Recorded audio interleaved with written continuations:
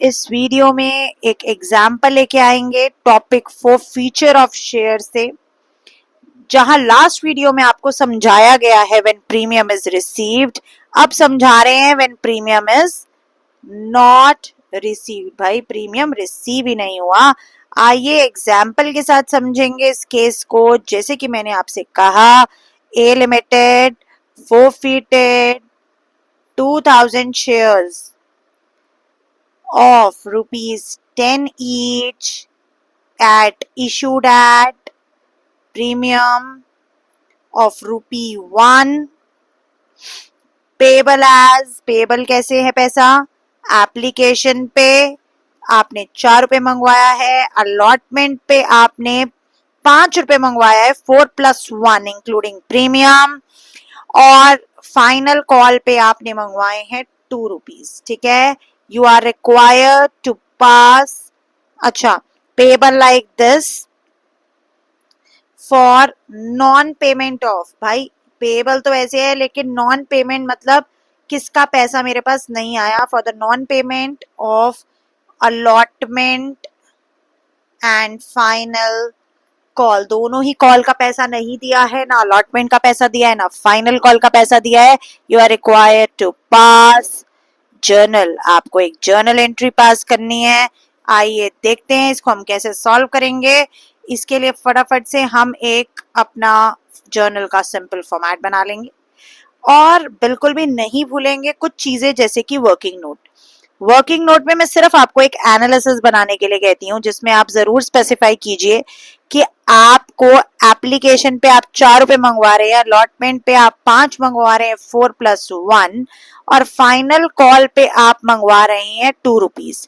ठीक है, इसका मतलब है आप टोटल जो है वो ₹10 मंगवा रहे हैं, लेकिन 2000 शेयर का होल्डर ऐसा होल्डर है जिसने मुझे ना अलॉटमेंट का पैसा दिया है, ना ही उसने मुझे फाइनल कॉल का पैसा दिया। तो देखते हैं कैसे करेंगे। सबसे पहले तो कैपिटल को फिनिश करेंगे, कैपिटल को फिनिश करेंगे शेयर फॉरफीट करके, तो कैपिटल डेबिट हो जाएगा। 2 शेयर फॉरफीटेड तो होना ही होना है जी, कितने शेयर के ऊपर मुझे पैसा मिल गया। 2 शेयर अलॉटमेंट, भाई क्योंकि अलॉटमेंट का पैसा नहीं मिला, वो कॉल्स इन एरियर है, एंड 2 फाइनल कॉल, क्योंकि 2 फाइनल कॉल भी हमारे लिए एरियर है। शेयर फॉरफीटेड में वो पैसा आएगा जो पैसा रिसीव हो चुका है, शेयर अलॉटमेंट में वो पैसा आएगा जो रिसीव नहीं हुआ है, शेयर फाइनल कॉल में वो पैसा आएगा जो रिसीव नहीं हुआ है। ध्यान से समझेंगे इसको, ठीक है।